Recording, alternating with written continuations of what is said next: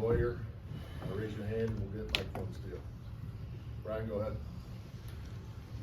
Fletcher, what was the difference between the first half and the second half? Say it again. What was the difference between the first half and the second half? Yeah, we had a good start to the first half. Other than picking up some fouls, guys getting in foul trouble, but we just didn't start off good in the second half. Had a couple turnovers, but missed a few shots. But ultimately, I think it was our defense. Just let them score easy buckets and get out and do what they want to do. Trey, kind of along the same lines, just you guys have not really let teams go off on runs like what Ohio State was able to do tonight. What do you think was the biggest factor in why they were able to get on those extended runs? I think we fouled them really early, and then that kind of got their heads up. And then you go into the second half, and they're a good one-on-one team, and they hit some shots. But the thing about defense is when you get a couple kills and defensively you're in a groove, they don't make those tough step backs or one-on-one plays as much. So I think it's just we let them get their heads up.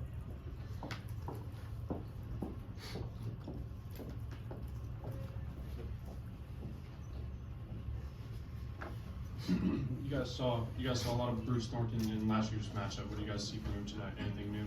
Anything outside of the game plan?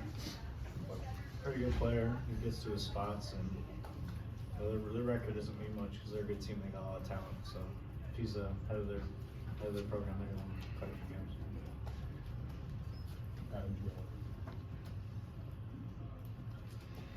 Trey, going up against Ohio State's front court, what did you see preparing for them on film, and how did it match up with the different bodies that they threw at you?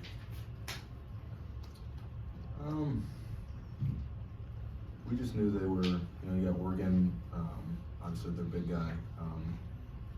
They were going to be in deeper drop. We knew these guys were going to be flat edging on, or, a little bit up on their ball screen defense. Small things, and then whenever obviously there was a smaller guy on me, they tried posting me up. So it's really just reading whoever's on me and playing through there.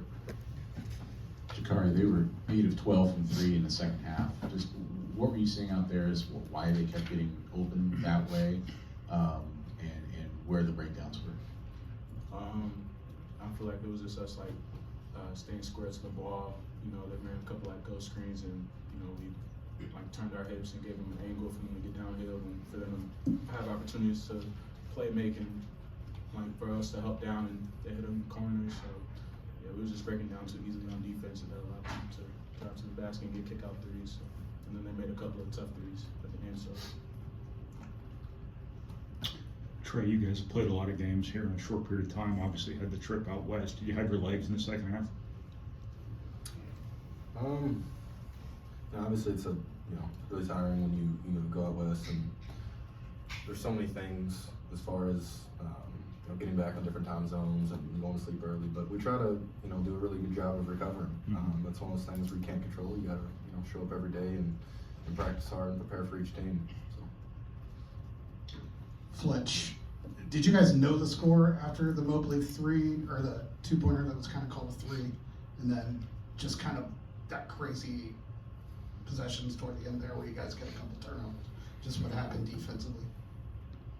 Yeah, they messed it up. It went to 4 when it should have been 3. Then they put it to 2. So when I checked back in, it was wrong. I said something to they told us to pass the ball in, but obviously you can't pass it in when the score is wrong. So it was just a little mistake. Fletcher, I know you guys didn't shoot well from beyond the arc out in the Pacific Northwest. It seemed like that kind of carried over. Does that have to be a weapon for you guys to win games like this? I mean, you can't go through a game in the Big Ten and rely on 3 made 3-pointers, I don't think. Yeah, definitely. We'd like to see a higher volume, a couple more makes, but ultimately it was our defense that started that second half. It just wasn't up to par, and it's not what we need. So yeah, you can make 3 threes, but we should have won that game. It had nothing to do with how many threes you made. Fletch, this seems like a game ago, but the minutes that CJ gave you with Braden picking up 2 early fouls to kind of help build that lead in the first half, how valuable are those minutes for him in that situation without Braden on the floor? Yeah, CJ and Gicarri, they both just stepped up. They've been huge right when they got here in the summer. He knew they'd be able to play and help us win. And when you see a guy that's so valuable to us like Braden get 2 fouls quickly, obviously some of you are gonna have to adjust to, but they both did a good job of doing their job and taking care of the ball and getting guys shots to push that lead. Trey, you guys created a lot of chaos again on defense, but so did a lot of things change in this game, or was it just the shot making primarily? Or?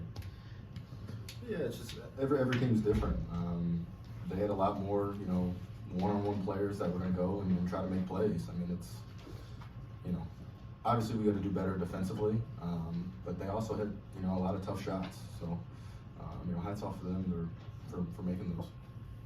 Gicarri, just what was the vibe at halftime? I would assume it'd be pretty positive. Just you guys are up 16 before they hit that late shot, and Braden only played 10 minutes in the first half. Just kind of what was the energy going in halftime coming out?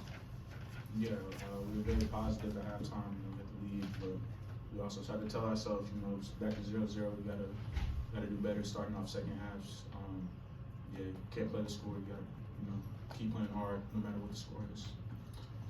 That's what I'm saying.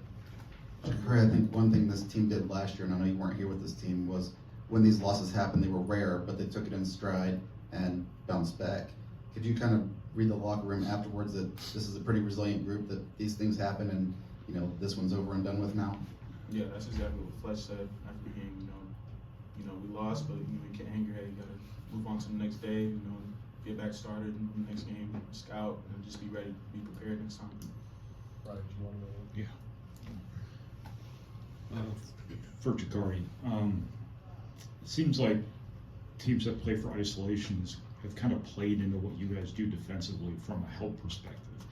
Why was the second half different? Were they doing anything offensively to move your help around or anything like that? I think I did a bad job just getting around screens today. Just holding screens would slow me down. I just got to be better at that, and that kind of opened things up for them. They would start to get downhill more and be able to play make. So I just got to do a better job on that. So yeah, that's pretty much how they were getting most of their threes, and then a couple of tough ones too. Thank you, guys.